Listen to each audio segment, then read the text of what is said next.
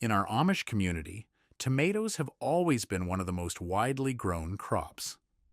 But the interesting thing is that almost no one starts by looking for a stronger fertilizer or a newer product.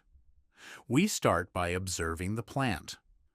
Many people believe that if they want a tomato plant to produce more fruit, they simply need to add more fertilizer. In reality, many tomato plants produce an abundance of leaves. Their stems grow tall, but by the end of the season, they produce far fewer tomatoes than expected. That is because the problem often isn't the amount of fertilizer. It is the way the plant is cared for at each stage of its growth. Today, I'll share the tomato growing secrets that my family and many people in the Amish community have passed down and practiced for generations. The first technique is to plant your tomato deeply. This is something that nearly every Amish family in our community does. Yet it's also one of the most common steps that new tomato growers overlook. They dig a hole just large enough for the root ball, set the plant in place, and fill the soil back to the top of the root ball. There is nothing wrong with that, but it causes the plant to miss one advantage that tomatoes have over most other vegetables. Tomato stems can grow roots. If you look closely, you'll notice tiny bumps all along the stem. Those are the points where new roots can form once they are buried beneath the soil. The Amish have understood this for generations, so when we plant tomatoes, we don't simply place the root ball into the hole. We bury part of the stem as well.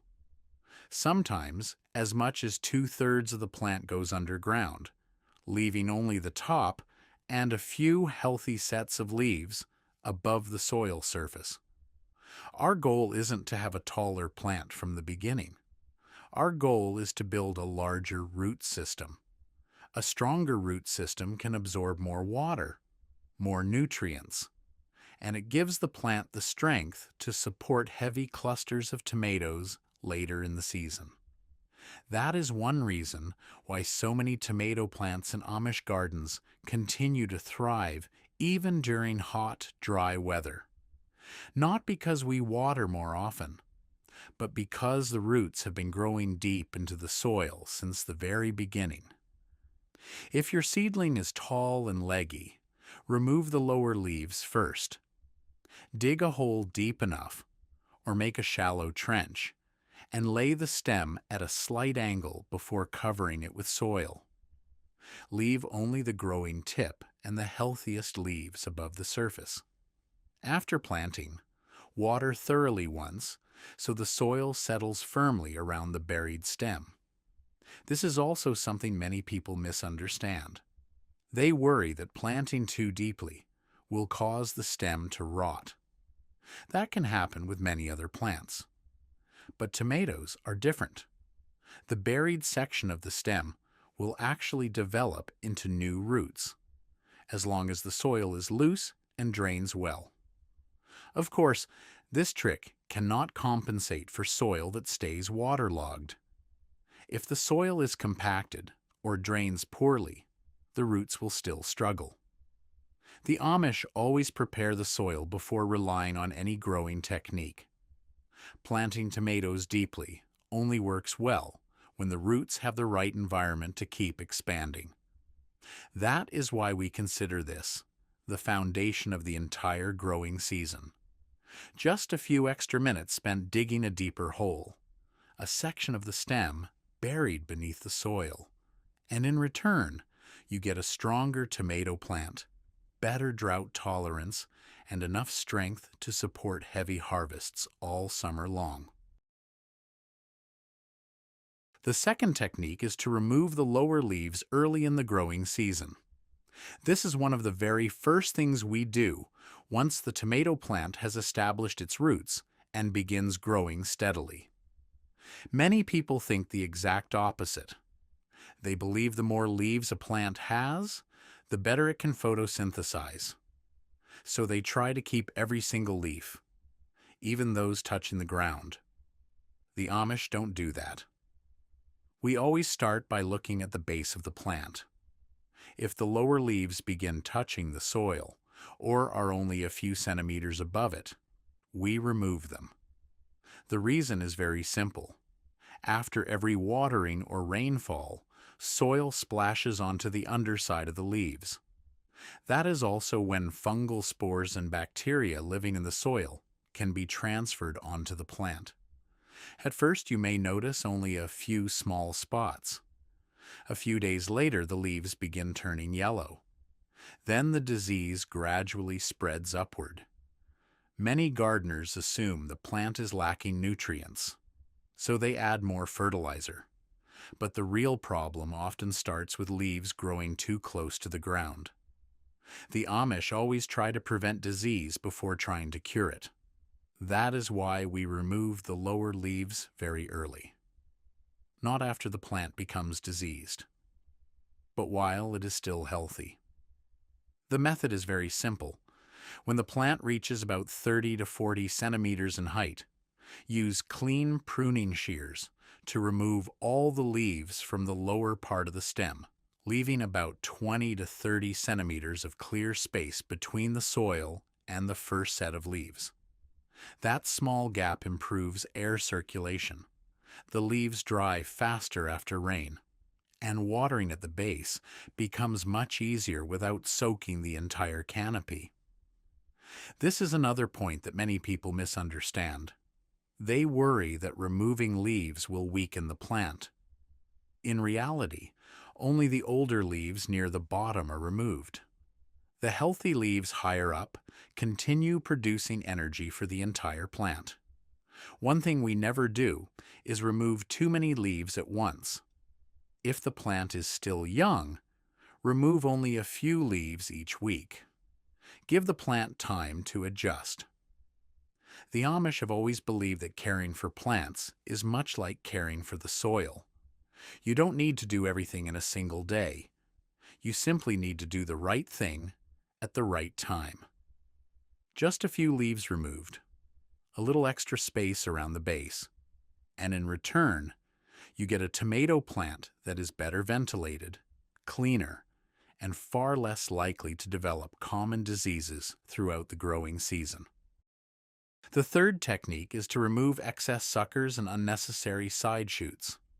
This is something that nearly every Amish family makes time to do each week. Not because we want smaller plants, but because we want the plant to use its nutrients where they matter most. If you look closely where the main stem meets a leaf stalk, you'll notice small new shoots beginning to grow. At first, they're tiny. Many people simply let them grow naturally. They assume that more branches mean more flowers, and more flowers mean more tomatoes. That sounds reasonable. But in reality, it doesn't always work that way. Every new shoot requires water, nutrients, and sunlight. When too many branches grow at the same time, the plant has to divide its resources among all of them. As a result, the canopy becomes increasingly dense. Air circulation is reduced. Sunlight struggles to reach the interior of the plant, and flower clusters hidden inside the foliage develop more slowly. The Amish don't try to make tomato plants produce as many branches as possible. We encourage the plant to focus its energy on its strongest stems. That's why suckers are inspected regularly. We don't wait until they're as thick as an arm. We remove them while they're still small. At that stage, the plant experiences very little stress, and the pruning wounds heal much more quickly. The method is simple. Once a week, walk down your row of tomato plants. Check every point where the main stem meets a leaf stalk. If you find a new sucker about 3 to 5 centimeters long, gently pinch it off with your fingers or cut it cleanly at the base using sanitized pruning shears. It only takes a few minutes for the entire garden, but it saves you a great deal of pruning later in the season. One important thing to remember is that not every tomato variety should be pruned the same way. For indeterminate tomato varieties, the Amish usually keep only one or two main stems so the plant can continue producing fruit throughout the season. For determinate varieties, we remove only the shoots that are overly crowded or growing too densely, since these plants naturally stop growing after a certain point. This is another point that many people misunderstand. They believe that the more they prune, the more tomatoes they'll harvest. That isn't true. If you remove too much growth at once, the plant becomes stressed, especially during hot summer weather. The Amish never try to finish everything in a single afternoon. We prune a little, then come back again the following week. Consistency is what makes the difference. A tomato plant doesn't need countless branches. It needs enough sunlight, enough airflow, and enough nutrients to support the clusters of tomatoes it's already growing. That is why pruning suckers has always been considered one of the most important habits throughout the entire tomato growing season in Amish gardens. The fourth technique is thinning the number of fruits on each cluster. This is often the most surprising practice for people visiting Amish gardens. They see us removing tiny young tomatoes, and the first question they ask is, why remove fruit that's already growing? If the goal is a bigger harvest, it seems completely illogical. But the Amish don't just look at how many tomatoes are on a plant. We look at how many the plant can realistically support. Each tomato cluster has only a limited supply of water and nutrients. When too many fruits develop on the same cluster, they all have to share those resources. The result is slower growth, uneven fruit size, and a longer ripening period. That's why we don't try to keep every tomato. We keep the healthiest ones, so the plant can focus its energy on bringing them to full maturity. Once the young tomatoes are about the size of a fingertip, we inspect each cluster. Any misshapen, slow-growing, or overcrowded fruits are removed first. This gives the remaining tomatoes more room to grow. It also allows more sunlight to reach the inside of the plant canopy. This isn't about increasing the number of tomatoes. It's about improving the quality of the entire harvest. You'll harvest larger tomatoes that ripen more evenly. They're also less likely to crack after heavy rains. This is another point that many gardeners misunderstand. They assume the more tomatoes a plant carries, the greater the total harvest will be. In reality, a plant carrying too many fruits at once often becomes exhausted much sooner. Later clusters tend to produce smaller tomatoes, and the harvest season becomes shorter. The Amish always think beyond the first few weeks of the season. We want our tomato plants to keep flowering and producing fruit all the way through late summer. That's why we're willing to sacrifice a few small tomatoes today in exchange for many healthy clusters later in the season. The important thing is not to overdo it. Only remove fruits that are misshapen, undersized, or growing too closely together on the same cluster. The healthy tomatoes that remain will have enough space and nutrients to develop naturally. That's a principle the Amish have followed for generations. The fifth technique is to never fertilize when the soil is dry. This is a rule my father always reminded us of at the beginning of every tomato season. He used to say that fertilizer can't help roots that are thirsty, but many people do the exact opposite. They notice the plant is growing slowly. The leaves look pale. The fruits aren't sizing up evenly. The first thing they think of is adding more fertilizer. They spread fertilizer around the base of the plant, then water afterward. Or they even fertilize when the soil has become hard and dry after several hot days. The Amish rarely do that. We always check the soil moisture first. If the soil is dry, the first thing we reach for isn't the fertilizer bag, it's the watering can. Because when the soil is too dry, the roots are already under stress. If fertilizer is added at that moment, the salt concentration around the roots rises very quickly. Those young, delicate root tips can easily be damaged. Instead of absorbing nutrients more efficiently, the plant ends up spending extra time recovering. That's why the Amish always moisten the soil first.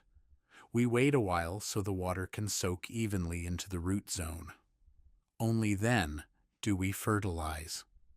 With granular fertilizer, we spread it a short distance away from the base of the plant, then water lightly again, so the nutrients gradually move into the soil. With liquid fertilizer, the soil should also be moist before application. This isn't just an extra step, it's a way to help the roots absorb nutrients more efficiently while reducing the risk of root burn. This is another point that many people misunderstand.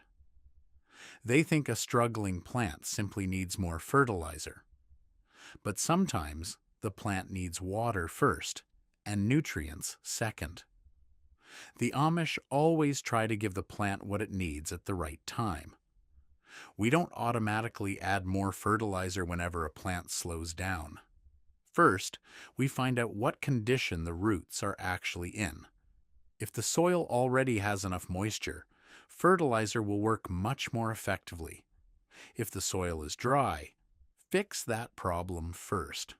It's a very simple habit, but it helps tomato plants absorb nutrients more consistently throughout the growing season. 1 timely watering. 1 well-timed feeding.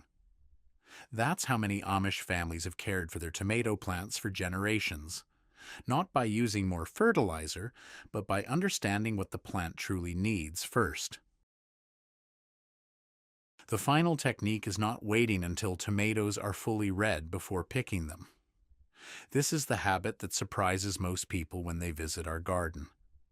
They see baskets filled with tomatoes that have only started turning pink or light orange.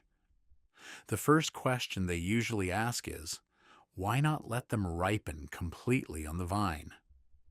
At first glance, leaving the fruit on the vine until it's fully ripe seems like the best choice, but the Amish see it differently. We don't just think about one tomato. We think about the entire harvest season. Once a tomato begins changing color, most of its growth has already been completed.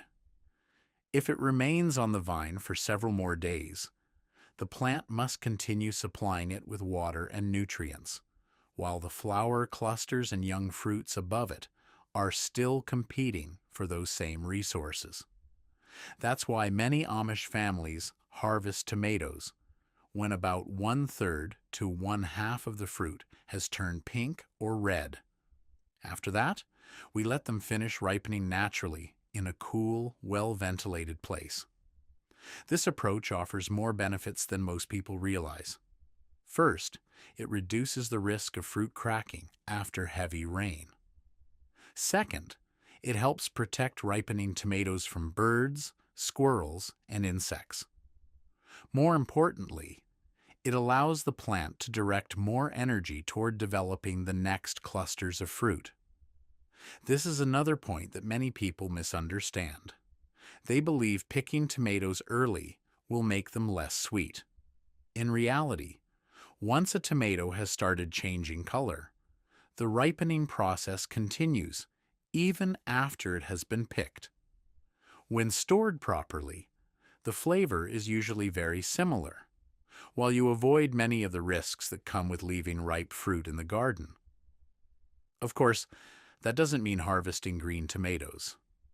The Amish always pay close attention to the color of each fruit. We harvest only after the tomato has entered its natural ripening stage, not too early and not too late. That's the difference between harvesting out of habit and harvesting at the right time.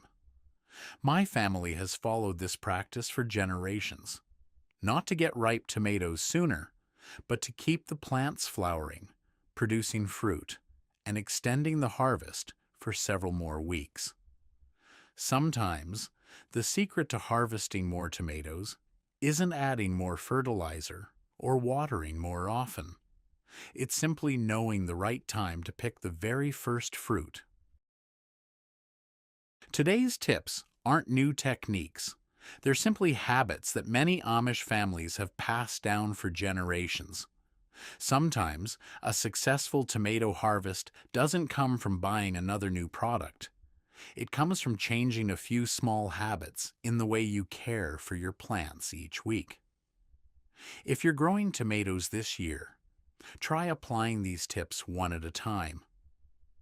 Watch how your plants respond, because many healthy gardens don't begin with complicated methods. They begin with simple principles practiced consistently, season after season.